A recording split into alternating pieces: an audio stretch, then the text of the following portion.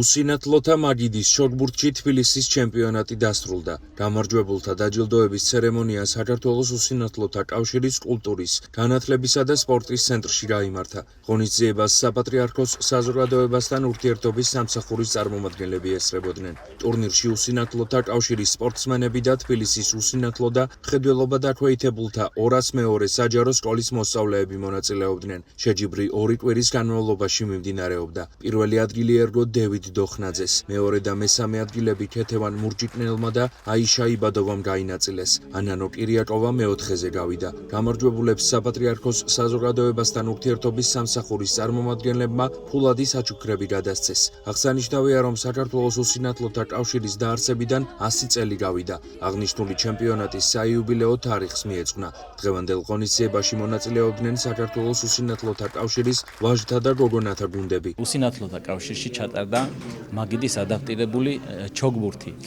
საპატრიარქოს საზოგადოებასთან ურთიერთობის სამსახურის თანამშრომლებმა გამარჯვებულებს გადავეცით სიმბოლური პრიზები. ჩვენ მოხარულები ვართ გავს ღონისძიებაში მონაწილეობისთვის და მომავალშიც გავაგრძელებთ გავს აქტივობებს. მოხარულები ვართ, რომ ხელს უწყობთ ასეთი ღონისძიებების ჩატარებას.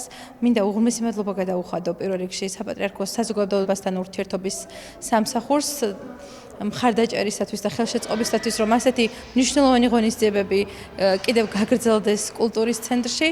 მე მოხარული ვიქნები, რომ სხვადასხვა სპორტში, კონკრეტულად კიდევ ჩვენ გვაქვს უსინათლოთა ჭადრაკი და შაში, ასევე ამ სპორტის სახეობებშიც გამოჩნდნენ მსურველები, ბავშვები, ახალგაზრდები, რათა კიდევ უფრო განვითარდეს და ჩვენი სპორტი გავიდეს საქართველოს ფარგლებს გარეთაც. როგორც ყველა მონაწილეს, მეც მინდოდა გამარჯვება ამ ტურნირზე. ამ ჩემპიონატზე კი ბევრი ნერვიულობაც იყო და ბევრი სიხარულიც იყო, მაგრამ ყველაზე მეტად მაინც ჩემთვის რთული ის იყო, რომ მეგობრებთან მომიწია თამაში და მათი დამარცხება. მემზადები და ბოლომდე გავაკეთებ ყველაფერს, რომ იქაც შეძლებს დაგვარად პირველი ადგილი ავიღო. თბილისის ჩემპიონატი წარმატებით მიმდინარეობდა. იყო ზოგი ახალი მონაწილე იყო, ზოგი დიდი ხანი თამაშობდა, 1 წლის განმავლობაში ვარჯიშობდნენ და ძალიან საკმაოდ წარმატებულად ჩატარდა. 4 საუკეთესო, პირველი, მეორე, მესამე, მეოთხე ადგილოსანი გამოავლინეთ და ესენი გაემგზავრნენ ციხისძირში საქართველოს ჩემპიონატზე. შეგახსენებთ, რომ უსინათლოთა მაგიდის ჩოგბურთში საქართველოს ჩემპიონატი ციხისძირში 13 ივნისს გაიხსნება. თბილისის ტურნირის გამარჯვებულები ამ ღონისძიებაში მიიღებენ მონაწილეობას.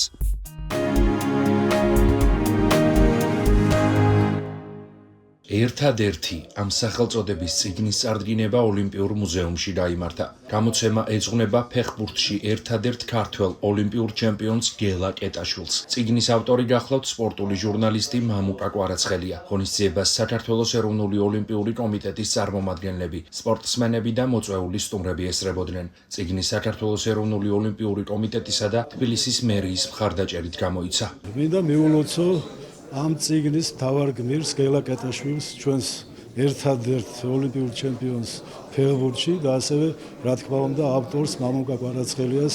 ეს ძალიან კარგი გამოცემა. როცა ეს პროექტი ჩვენთან შემოვიდა, ბუნებრივია ოლიმპიურმა კომიტეტმა დაუჭირა მხარი, ჩვენ ზოგადად ამ მიმართულებას ძალიან დიდ მნიშვნელობას ვანიჭებთ და დარწმუნებული ვარ, ეს წიგნი სპორტულ ოლიმპიურ ბიბლიოთეკაში ძალიან მნიშვნელოვან ადგილს დაიკავებს. ამ წიგნის გამოცემა მე მგონი ძალიან მნიშვნელოვანია, იმიტომ რომ ამ წიგნში ჩემი ცხოვრების თითქმის ყველა დეტალი არის აღწერილი. მე პირველ რიგში მადლობა მინდა გადაუხადო ბატონ მამუკა კვარაცხელიას, ჩემს დიდი ხნის მეგობარს. ეს არის სასწავლო წიგნიც მე მგონი მომავალი თაობებისთვის, რამდენად რთული და ეკლიანი გზა არის დიდ სპორტსმენობამდე გასავლელი და მე მგონი რომ გაითვალისწინებს ამას მომავალი თაობა.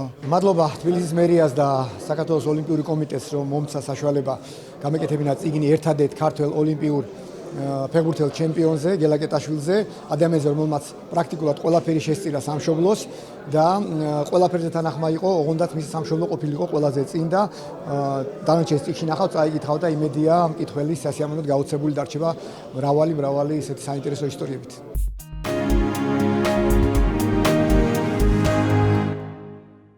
მცხეთა-მთიანეთის რეგიონში დუშეთის სატყეო უბნის ადმინისტრაციული შენობის სარეაბილიტაციო სამუშაოები დასრულდა.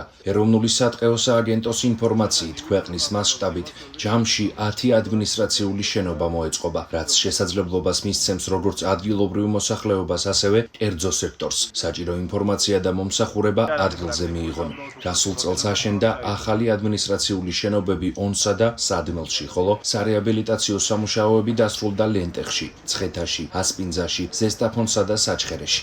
ინსტიტუციური გაძლიერება სატყეო რეფორმის მთავარ მიზანს წარმოადგენს. ქვეყნის მასშტაბით მოეწყო 10 ადმინისტრაციული ოფისი. დღეს გავხსენით დუშეთში ახალი გარემონტებული ოფისი. ჩვენს მეტყევეებს ექნებათ საშუალება, რომ უკეთეს სივრცეში და უკეთეს გარემოში იმუშაონ. ამავდროულად ადგილობრივ მოსახლეობას გაუადვილდებათ სტომა სატყეო სერვისებზე.